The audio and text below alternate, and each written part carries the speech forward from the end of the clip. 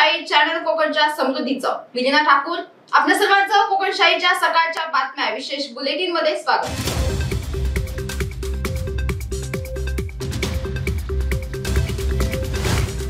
शिरशिंगे विरवाडी येथील 22 वर्षीय युवकाने माझगाव येथे भाड्याच्या घरात गळफास लावून आत्महत्या केल्याची खळबळजनक घटना घडली आहे। साहिल सुनील राहुल असं त्याचं नाव आहे।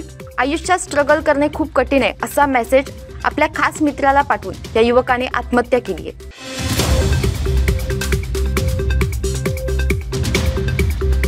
तळाशील समुद्रात मिनी पर्ससीनद्वारे मच्छीमारी करण्याच्या उद्देशाने जाणाऱ्या एका नौकेवर सोमवारी सायंकाळी मत्स्य व्यवसाय विभागाने धडक कारवाई करत ती नौका ताब्यात घेतली आहे।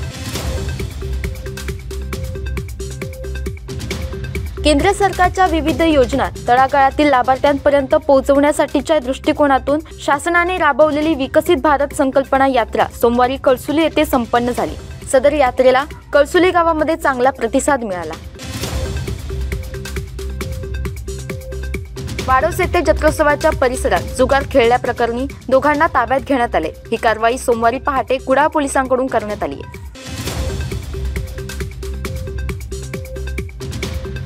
देवगड जामसंडे येथील आझाद नगर टापूवर अचानक आग लागल्याची घटना घडली। त्यानंतर नगरपंचायत कर्मचाऱ्यांनी घटनास्थळी धाव घेत आगीवर नियंत्रण मिळवले। मात्र आगीमुळे गवत व आंबा कलमे आगीच्या भक्षस्थानी पडल्याने मोठे नुकसान झाले। सदर घटना सोमवारी दुपारी 12 वाजण्याच्या सुमारास घडली।